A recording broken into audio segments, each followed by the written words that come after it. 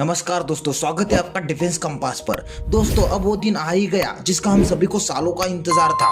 France की मशहूर company Dassault aviation ने अब आधिकारिक तौर पर घोषणा कर दी है कि राफेल फाइटर जेट अब भारत में ही बनेगा।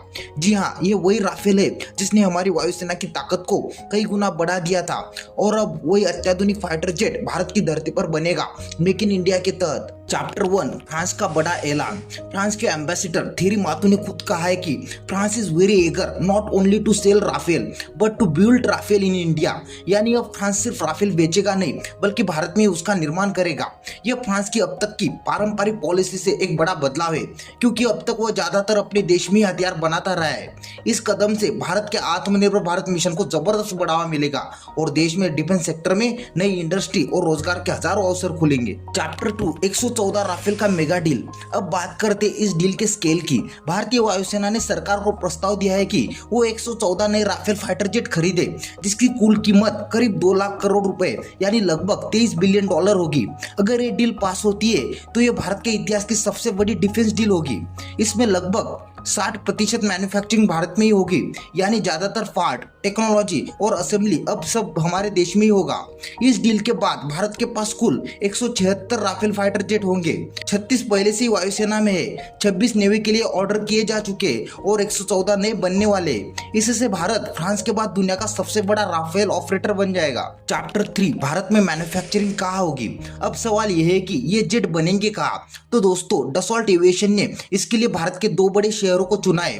पहला है हैदराबाद और दूसरा है नागपुर। अब बात करते हैं हैदराबाद में। टाटा एडवांस सिस्टम लिमिटेड यानी TASL अब राफेल की फ्यूजलेस यानी बॉडी स्ट्रक्चर बनाएगी। यह पहली बार होगा जब राफेल का इतना बड़ा हिस्सा फ्रांस के बाहर बनाया जाएगा। यहाँ 4 बड़े पार्ट बनाए जाएंगे।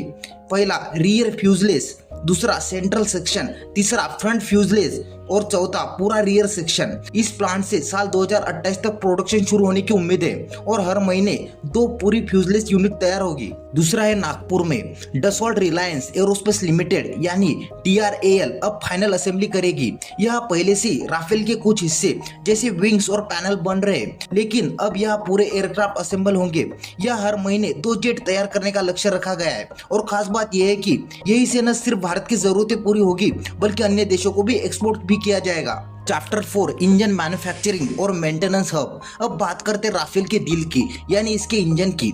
फ्रांस की सफ्रान कंपनी अब भारत में ही M88 इंजन असेंबल करने जा रही है। इसके लिए हैदराबाद में एक MRO सेंटर भी बन रहा है जो 2026 के अंत तक चालू हो जाएगा। इससे हमारे राफेल की सर्विसिंग अब देश में ही होगी, यानी ना विदेश भेजने का झंझट, ना महंगा रिपेयर टाइम, कम खर्चा, तेज काम और 100% स्वदेशी नियंत्रण। चैप्टर 5, मेक इन इंडिया का असली कमिटमेंट। डसॉल्ट ने वादा किया है कि करीब 60% इंडिजिनस कंटेंट रहेगा। मतलब अब जेट की ज्यादातर हिस्से यहाँ के इंजीनियर, तकनीक और कंपनियों से जुड़े रहेंगे। हालांकि रक्षा विशेषज्ञ मानते हैं कि आने वाले वर्षों में इसे 80% तक ले जाना चाहिए ताकि असली आत्मनिर्भरता हासिल हो सके।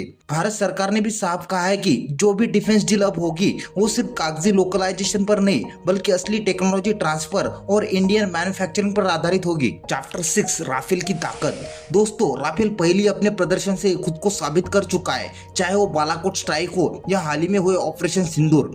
राफेल ने दुश्मन के रडार से बचकर चीनी PL-15 मिसाइलों को पछाड़कर अपनी ताकत दिखाई है। अब जब ये जेट भारत में ही बनेगा तो इनकी नई वर्जन में और भी लंबी रेंज की एयर टू ग्राउंड मिसाइल लगेगी जो हमारे दुश्मनों के होश उड़ा देगी। चैप्टर 7, सफ्रान और DRDO का नया मिशन। इसके साथ ही एक और बड़ा कदम उठाया गया है। फ्रांस की सफ्रान कंपनी अब DRDO के साथ मिलकर भारत के भविष्य के फाइटर जेट AMCA यानी एडवांस मीडियम कॉम्बैक्ट एयरक्राफ्ट के लिए नई इंजन टेक्नोलॉजी तैयार करेगी। इसका मतलब है कि अब भारत न सिर्फ राफेल बनाएगा बल्कि भविष्य में अपने 5th जनरेशन फाइटर जेट के लिए भी अपना खुद का इंजन बनाएगा। Chapter 8, Indo French defence partnership. दोस्तों आज भारत और फ्रांस की डिफेंस पार्टनरशिप इतिहास के सबसे मजबूत दौर में है।